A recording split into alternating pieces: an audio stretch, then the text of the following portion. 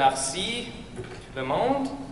Thank you for inviting me, Julia. It's very exciting to be here, and I'm looking forward to our conversation. I think all of you probably already saw there are a lot of lines in terms of resource dependency and trying to diversify in some other areas that might have surprised you, where there's some fruitful exchanges that need to happen, what's going on here and what's going on in Latin America.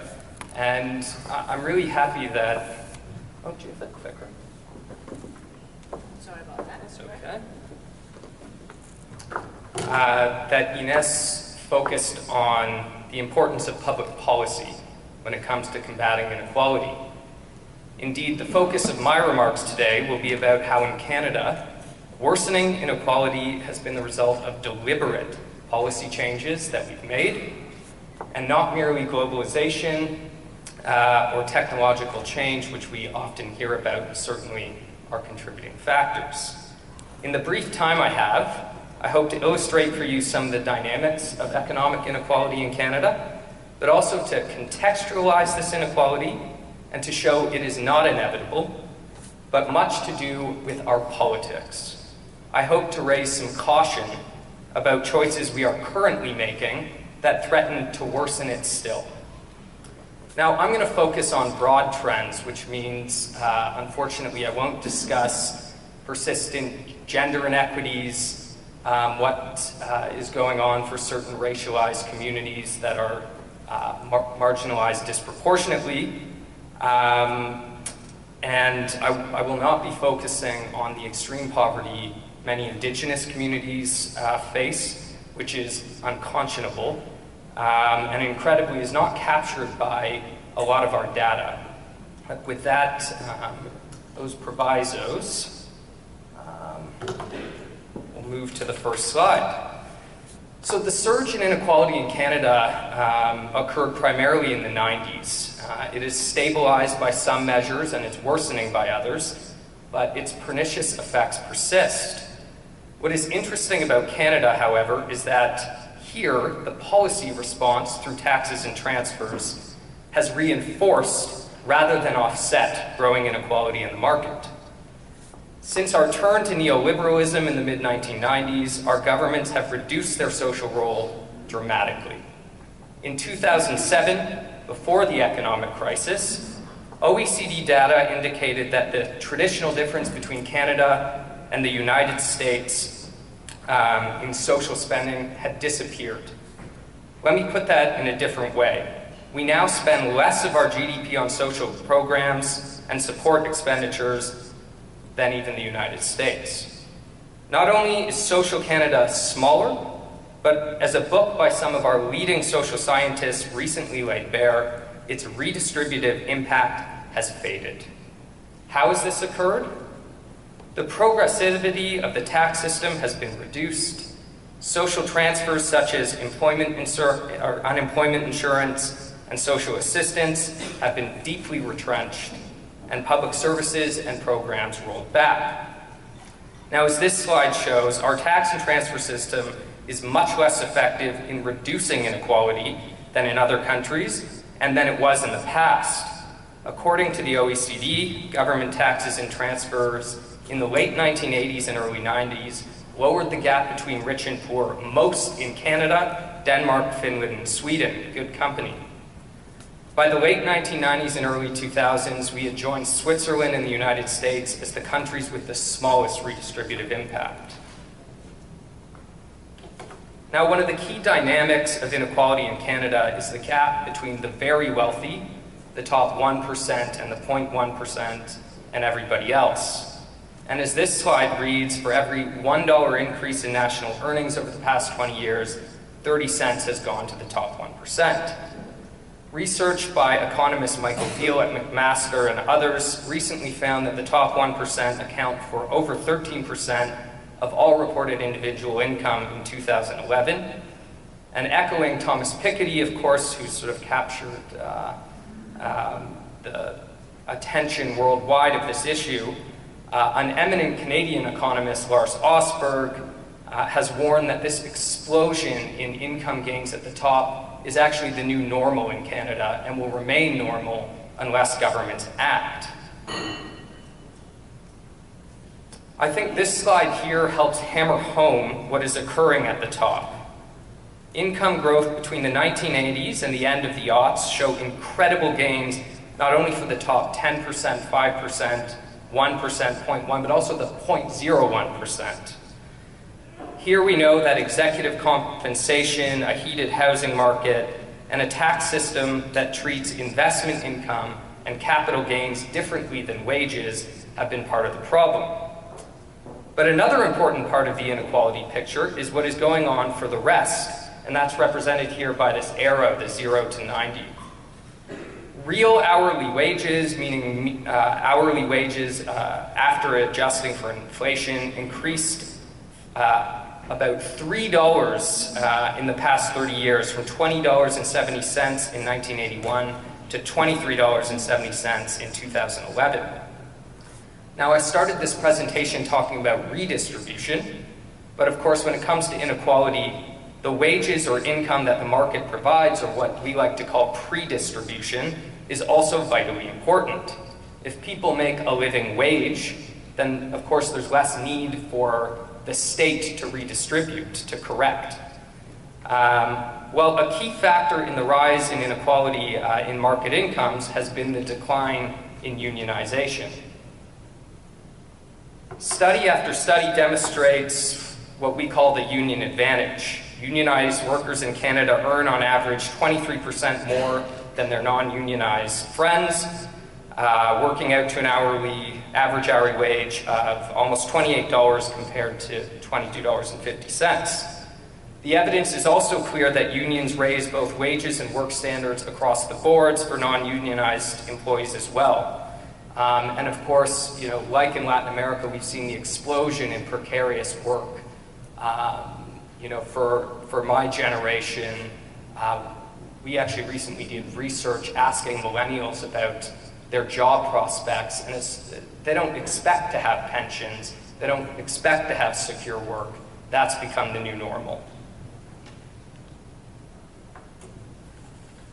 I likely don't have to tell you that we've seen an all-out assault on unions and collective bargaining rights by right-wing governments across this country, attacks that threaten to make things worse.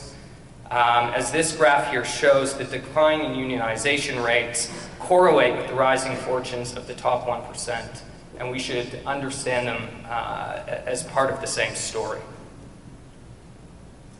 Now, thus far I have focused on income, which is obviously a very important measure of inequality, but things are even worse if we look at wealth inequality. And looking at wealth as a measure of inequality provides a view of the broad economic resources beyond income available to an individual or a family.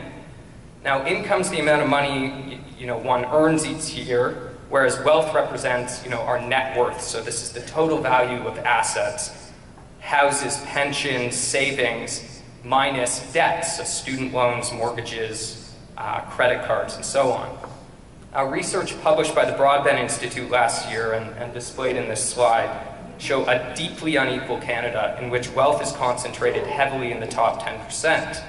The top 10% of Canadians accounted for almost half of all wealth, while the bottom 50% combined controlled less than 6%. And you can see here some interesting regional differences, which maybe we can get into a bit in the discussion. Now, this is important because assets not only protect us against unexpected shocks, but as recent research in policy options argued, assets give us a foundation to take productive risks, like pursuing higher education or starting a business, and they give us a sense of hopefulness and inclusion in our community. This research in policy options shows that almost half of all Canadians are asset poor. In other words, half of Canadians don't have enough financial assets to cover their own basic needs and keep themselves out of poverty for at least 3 months. This same study argues that over 420,000 young children in Canada are growing up in households that have no financial cushion at all. If, like me, you find these data shocking, you're not alone. In fact, we undertook a study last year to investigate Canadians' perceptions of inequality, what people understood about what's actually going on in our society. And we made a fun animated video, which I'm going to show right now, that bear out some of these results. So I think it plays right after I click. Let's see it. Inequality. We know it's a problem in the US, but is it really a problem here in Canada? A recent study asked Canadians what they think the ideal distribution of wealth should be and how it is actually divided. The results from that study are shocking. If we break the total population of Canada down into a representative group of 100 people, the richest on the right, the poorest on the left, here's what it looks like when we distribute the total wealth of all Canadians. That's roughly $8 trillion in 2012, distributed according to how Canadians think wealth should be divided. This looks pretty good. There's a very healthy middle class, with the middle 60% of Canadians owning roughly 60% of the wealth. The richest group here are certainly well off, but they are only about 3 times richer than the poorest Canadians, who still own a significant share of the pie. Now, here's how Canadians think wealth is actually distributed in Canada. In short, a lot more unequal. Canadians think the richest 20% own 10 times the wealth of the poorest. But even here, things are still pretty good. Yes, Canadians believe that the wealthiest 20% own more than half the country's wealth, and think the bottom 20% own only a little more than 5%. But this is still somewhat equal. There's still a sizable middle class, and poor Canadians have at least some share of the pie. Ideally, Canadians want a more balanced distribution than what they think exists. Even most conservatives chose this fairer distribution. This shows that Canadians understand that wealth is divided unfairly, and that the current system is skewed. But there's something even more disturbing going on. As bad as Canadians think inequality is, the reality is much worse. Let me explain. The most alarming thing about these results is that Canadians vastly underestimate the actual level of wealth inequality in Canada. In 2012, nearly 70% of all wealth belonged to the top 20% of Canadians. The wealth share of the poorest 20%? As you can see, it barely registers on this chart. The reality is that the bottom 20% of Canadians own almost nothing, less than 1% of the country's wealth. And the bottom 10%, they actually have more debt than assets. It's hard to believe. The bottom half of all Canadians, half of the people who, like you, will watch this video, together own less than 6% of the wealth, a far cry from the healthy middle class we keep hearing about. The picture is even worse if you look at financial assets like stocks and bonds. The top 10% hold 60% of financial assets.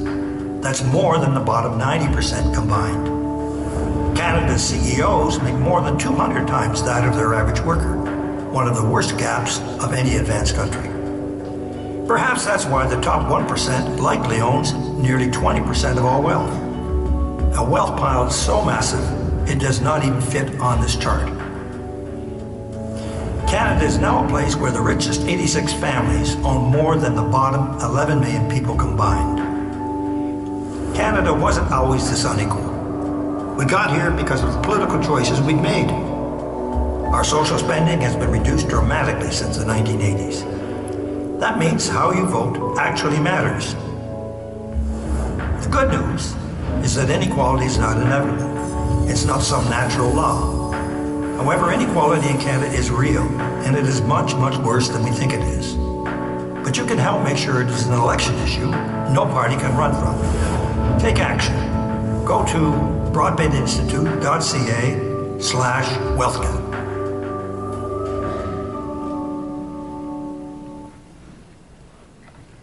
So cool graphics, but the upshot of this being quite disturbing. I'm glad we discussed that this is an election year, because really the work that our institute is doing is trying to drive home the point that inequality is not inevitable, and that we can make choices that will make a real difference in the here and now. There are currently, the government introduced 2 tax policies this year in this budget, both income splitting and an expansion of the limits on tax-free savings account, which our own research has shown skew heavily towards the rich and will worsen inequality just by definition. We're committed to making sure that this election is fought on the issue of inequality, that no party really can run from it. At the very least, we ought not be making choices that make things worse with our tax and transfer policy. That should be the bare minimum. So I think I will end on that note. Thank you very much. And we're going to get into a discussion both about what we both spoke about, but we will have a Q&A period. So please, if you have questions specifically about Canada, I'd be happy to answer. Thank you.